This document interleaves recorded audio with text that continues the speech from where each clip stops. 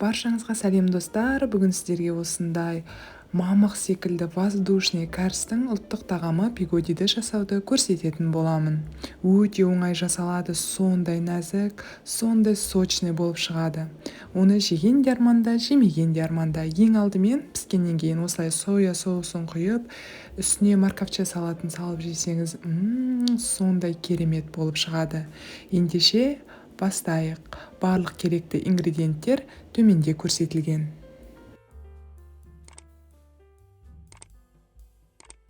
Ең алдымен қамырын дайындап алайық. Ол үшін бізге су, сүт, ұн, дрожжи, тұз қажет болады. Ең алдымен апарасын дайындап аламыз. Жылы суымызға дрожжиімізді салып, жақсы әрекет ету үшін шекерімізді салатын боламыз. Сәл шапочка пайда болғанша күтеміз. Оған дейін жылы сүтімізді және жылы суымызды араластырып аламыз. Оған керекті мөлшерде тұзымызды салып, жақсылап ерігенше араластырамыз. Одан кейін сол уақыттың аралығында апарасы да дайын болады. Бірден осы консистенцияға құйып араластырып, үстіне ұныңызды салып, жұмсақ етіп қамыр илесеңіз болады. Егер де қамырды илеу барысында ең соңында қатты қолыңызға жабысқақ болса, плюс-минус 50 граммдай ұн қоссаңыз болады. Сол кезде жұмсақ етіп қамырды илеп алып, оны целлофан пакетке орап, жылы жерге, сүлгіге немесе жылы материалға орап қойсаңыз, тез көтеріледі. Мінекей қамырымды илеп болдым, сондай жұмсақ болып шықты. Енді осы қамырымды көтерілуін күту үшін целлофан пакетке орап, жылы жерге қойып қоюдамын. Сол аралықта салмасын дайындап бастайтын боламыз. Бізге салмасына қажетті капуста, пияз және фарш қажет болады. Ең алдымен осы пиязымызды турап алатын боламыз. Екіге бөліп ұсақтап турап алыңыз. Содан кейін капустамызды да жіңішкелеу етіп, ұзынша етіп турап аламыз. Жалпы бұл тағамды үлкендер де, балалар да сүйсініп жейтін тағам түрі болып табылады. Сол үшін ешқандай да ойланбастан дайындай берсеңіз болады. Мінекей капустамызды турап дайындап қояйық.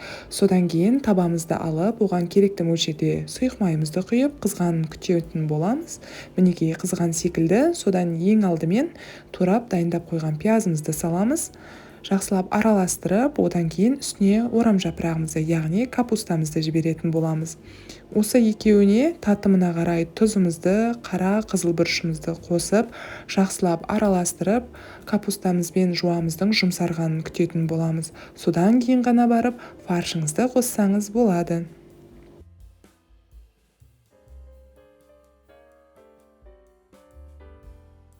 Мінекей капустамыз жұмсарған секілді. Енді осы сәтті пайдаланып, фаршымызды салатын боламыз. Бірден қасықтың көмегімен бірнеше бөлікке бөліп, ұнтақтап жіберіңіз. Бір жерде жинақталып қалмасын.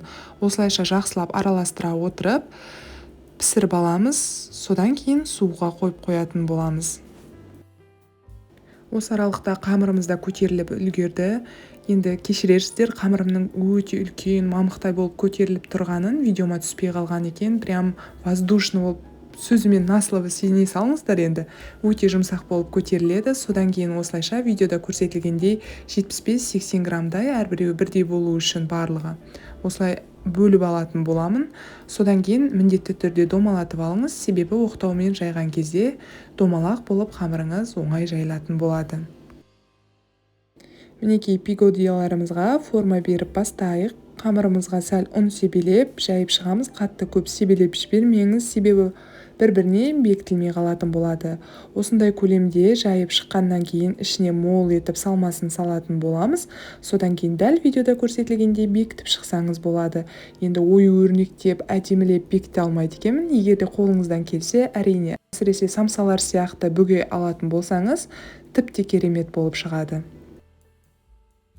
Осылайша салмаларын салғаннан кейін шет жағын тек қана жіңішке етіп қолдың көмегімен бір-біріне жапсырып шығатын боламыз. Қатты қалыңдатып жібермеңіз, себебі дұрыс піспей қалады. Мінекей жақсылап бекіткеннен кейін листімізға, яғни майланған болуы тиіс.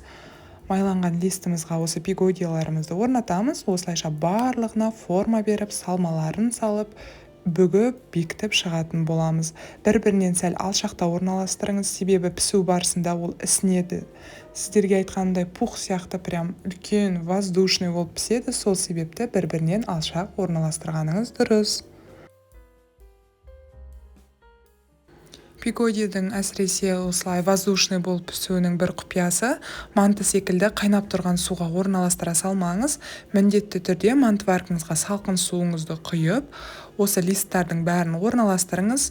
Сол су қайнағанша ішінде тұруы қажет. Сол кезде одан сайын үріліп, одан сайын томпия түседі. Мінекей пигодиларымыз дайын. Мантываркамызге орналастырудамын. Салқын суға, бірден әлі қайнамаған суға орналастырдым. Міне қайнадау деп буы шығып бастағаннан кейін барып уақытын өлшейсіз. 40-45 минуттың ішінде осылайша воздушный, өте дәмді пигодиларыңыз пісіп шығады. Қараңыздаршы, өте жұмсақ, үлкен көлем болды емес пе? Прям алақаным секілді ғой. Ал жеген кезде біреуіне тойып қалатын боласыз. Мінекей, ең алдымен дәмі күшті болу үшін соя соусын міндетті түрде қосыңыз. Содан кейін морковчамен жесеңіз, жеген де арманда, жемеген де арманда болады. Сізде жасап көріңіз. Видеомды соңына дейін көргеніңізге алғысымды айтамын.